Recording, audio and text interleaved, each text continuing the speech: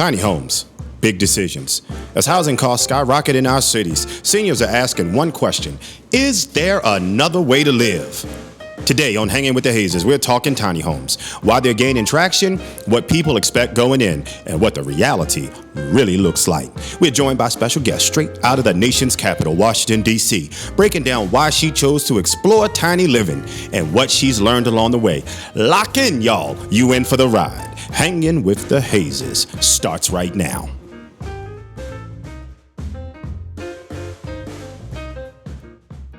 All right, y'all. Brenda, thank you so much for being here. Hopefully you had a good day at work today. Yes, thank you for having me, Keon. Yeah, absolutely. All right. So with that being said, I'm excited to talk about this. Let's go ahead and get right down to the nitty gritty. So why a tiny home? Like, why? Well, a few years ago, I decided that this would work financially for me. It's small, it's inexpensive, and I don't have to be connected to anybody, meaning like a townhome or condo. I can be just my home by myself, and it sounded like a great idea. And so that is why I've been pursuing it. So, I'm going to be straight with you. That is a great idea. I mean, yes. I like the concept. I mean, yes. Not being beside somebody. Hey, you talking up my alley right now.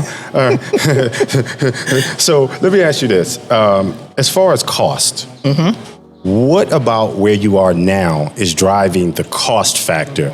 Because in the very beginning, we talked about cost being a huge factor for not only seniors, but for other people. Let's just face it, the housing market has locked out Generation X. We ain't buying homes like that. Right. We just can't afford it. Right. So what about where you are now in DC is driving that when it comes to cost? DC is such a high cost market. I mean, homes are going for $700,000, $800,000, $900,000. A lot of people can't afford that by themselves. And we're talking about a senior who will be on Social Security or pension. Maybe a lot of people don't have pensions.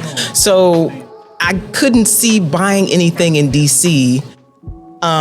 Plus, I have been here for 40 plus years, and I think it's time for a little change. No, you're only 21. Don't even try that. I am. 40. I know I look it. I look it. And see, you're speaking to exactly what I mean when I say, Gen X is priced out of the market, right. Even in D.C. and a lot of other urban areas, Philadelphia, Baltimore, New York, definitely. Right. So that definitely makes sense. So the truth is, let's just face it, there's got to be another way. There's got to be another way. Yeah, exactly. Absolutely. And I think that what you're doing is going to be a lot less stressful, much more affordable. But then there's that flexibility piece that nobody is talking about.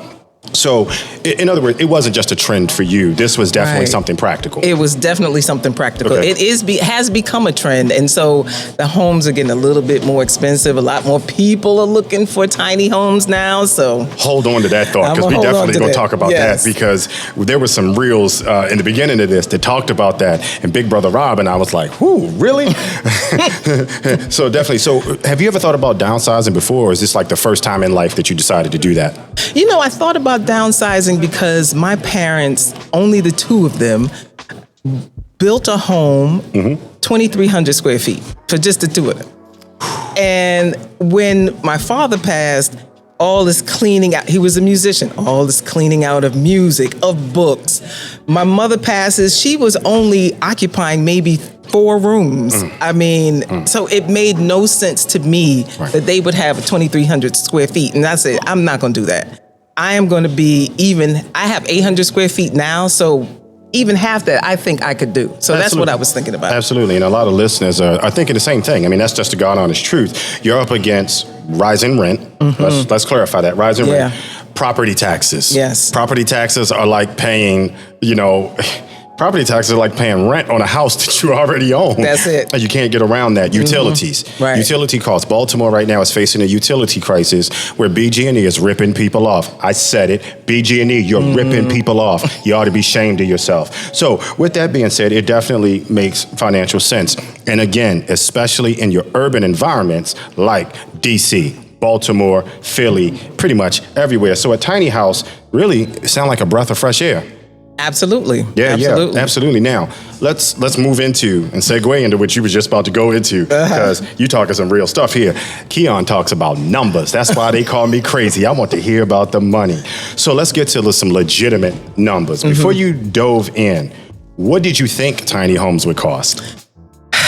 That's a good question. I saw a couple of tiny homes that were 200 square feet. So I'm thinking, that couldn't be any more than like 30, 40,000, something like that. So that's where I was thinking. And then as I did some homework, I saw that they were about, and this is before the pandemic though. Okay. 70, 80,000. I said, oh, that's still good. Right. So then with the rising cost of materials, et cetera, now we're at 100,000, 120,000. And depending on what the builder does for you, it can be more than that. Stop right there, because I just want to interject. If you have not seen it, make sure you go and you check out the video, The Politics, the Bull of Camping, because we talk about this very thing. Because a lot of people think when they hear, tiny homes, they think tiny price tag. Right. That's not always the case.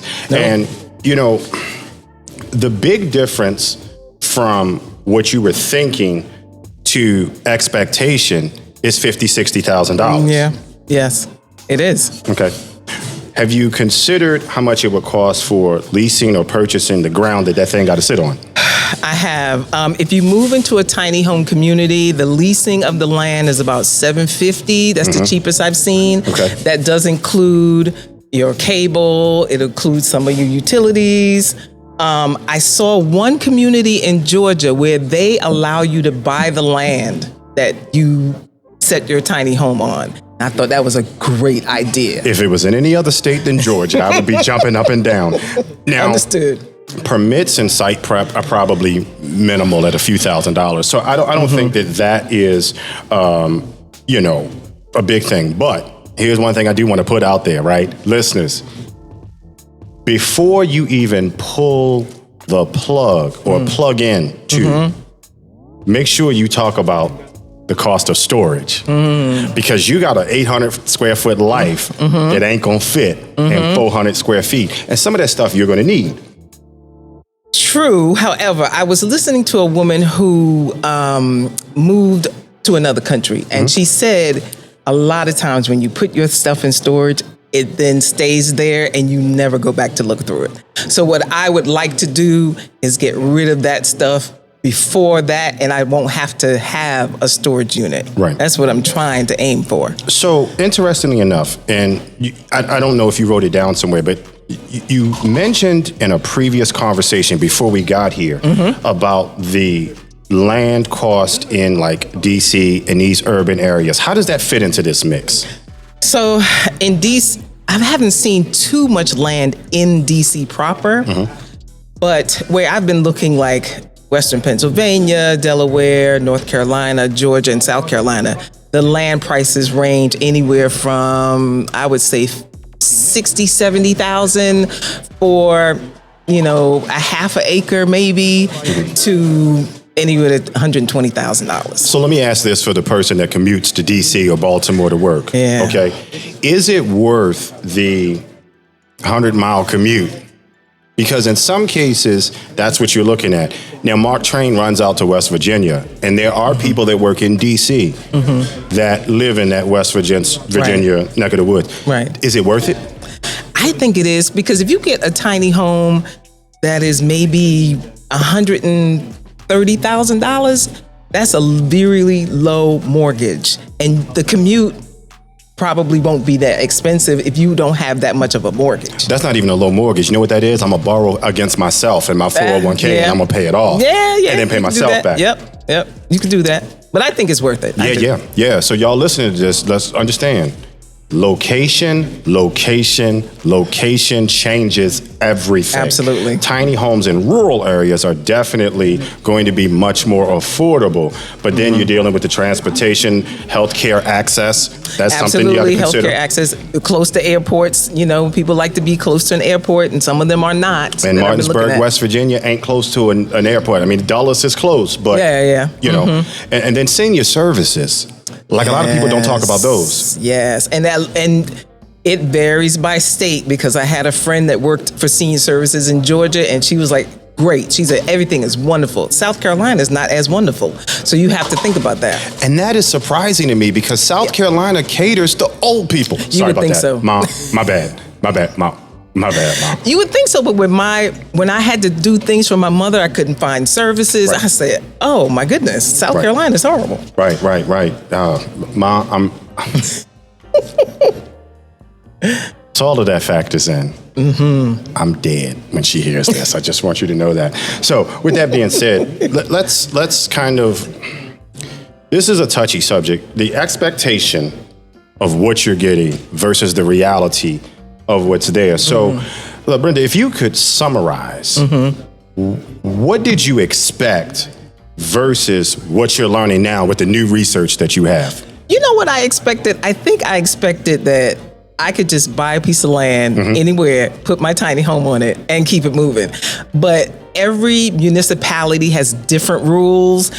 You have to know what permits you need. You have to be on point with the builders and the certifications. And so all of the rules are different wherever you go. Let me stop you really quick and say this. For those who don't know, permits and zoning is code for pay off a politician's pocket. Make sure you check off the politics, the bullshit of camping. Make sure you check that video out. We talk about all of this. Oh my goodness. So that's some honest stuff right there. Yeah. You know, that's some honest, real deal stuff. So what keeps you motivated?